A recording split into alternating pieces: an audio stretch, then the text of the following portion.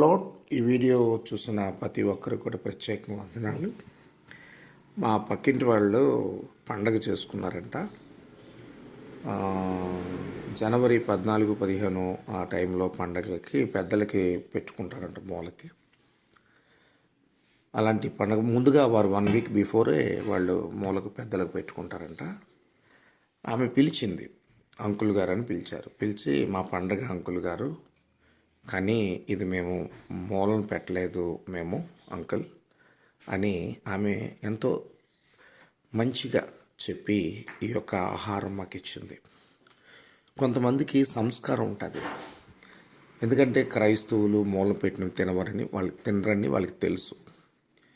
కానీ చాలామంది మతోన్మాదులు ఏం చేస్తున్నారంటే బలవంతంగా ఇది మా ప్రసాదము తినండి, బొట్లు పెడతాం, మీరు ఇక్కడ వాళ్ళు కాదు,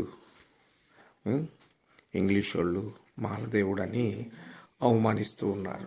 ఈరోజు నేను ఈ యొక్క ఆహారం చూపించి ఎందుకు మీతో మాట్లాడుతున్నానంటే, ఐక్యత కలిగి జీవించడంలో చాలా సంతోషం ఉంది. 133వ కీర్తన మొట్టమొదటి వచనం, మార్కు సువార్తలో 12వ అధ్యాయం 31, నిన్ను వలె నీ పొరుగు వారిని ప్రేమించు అనే మాట ఉంది.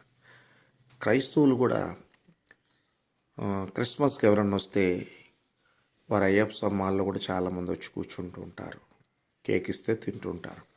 అలాగని వారిని బలవంతంగా మా ఇంట్లో ఆ రోజు చికెను మటన్ అన్నీ వండుకుంటాం. అలాగే బలవంతంగా రా మటన్ తిను చికెన్ తిను అని మేము ఎప్పుడూ పెట్టాం. దయచేసి అర్థం చేసుకోండి. మనం ఎప్పుడైతే ఒకరి మనోభావాల్ని దెబ్బతీయకుండా ఐక్యత కలిగి జీవిస్తూ ముందుకు వెళ్తామో దాంట్లో సంతోషం ఉంటుంది. బస్సులో మనందరం ప్రయాణిస్తున్నాం, హిందూ ముస్లిం క్రిస్టియన్గా బ్రతుకుతున్న అందరం కూడా. అర్థమైందమ్మా? అందరం కలిసి తిరుగుతాం, ట్రైన్లో తిరుగుతాం, ఫ్లైట్లో తిరుగుతాం, ఫంక్షన్లకు వెళతాం, షాపింగ్లకు వెళ్తాం, రోడ్ల మీద నడుస్తాం, మనందరం కలిసే ఉంటాం. ఎవరు సంతోషాన్ని ఎవరు ఎక్కడ పంచుకుంటారో పంచుకోవచ్చు, అంతేగాని వారిని మనం ఎప్పుడూ బలవంతం పెట్టకూడదు. పక్కింటి పాప, అంకుల్ గారు ఈ మేము మూల పెట్టలేదు అంకుల్ గారు, ఈరోజు అయితే మా పండగ అని చెప్పించింది. అలాగని వద్దని అనలేదు, తీసుకున్నాం, ఈ ఆహారాన్ని తీసుకున్నాం. ఖచ్చితంగా మాకు ఒక అలవాటు ఉంటుంది, ఏం తిన్నా మంచినీళ్ళు తాగినా తండ్రి ఈ ఆహారాన్ని దీవించండి అని ఖచ్చితంగా మేము తింటాం. మీ ఇంటికి మీ పండుగలు చేసినప్పుడు మీ ఇంటికి పిలిచి మాకు భోజనాలు పెట్టండి, మేము తింటాం. అంతేగాని మీరు బలవంతంగా ప్రసాదం అని పెట్టడాలు, బొట్లు పెట్టడాలు అది కరెక్ట్ కాదు. ఒకరిని ఇబ్బందికరంగా ఉంచకూడదు, ఒకరిని ఇబ్బందికరంగా చూడకూడదు. కనుక దయచేసి ఎవరు ఎక్కడున్నా అక్కడ ఉండండి. మీకు నచ్చితే క్రిస్మస్కి రండి, కేక్ తినండి, అంతే. మేము ఎప్పుడు బలవంతంగా పెట్టం మేము. అలాగే మీరు కూడా అవతల వారిని అర్థం చేసుకోండి. మీకు కేవలం మాలలు వేసుకొని ఒక 41 రోజుకే మీకు అంత దీక్ష ఉండి మీ ఇంట్లో వాళ్ళు ఏం పెట్టినా మీరు తినరు, మరి కేవలం 41 రోజుకే మీకు అంత దీక్ష పాటిస్తున్నారు.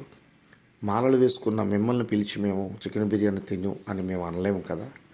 దయచేసి మీకు అంత నిష్ట ఉండేటప్పుడు మేము కూడా దేవుణ్ణి నమ్ముకున్నాక, దేవుడు గుడి గోడల్లో లేడు, గుండె గుడిలో ఉన్నాడని తెలుసుకున్నాం.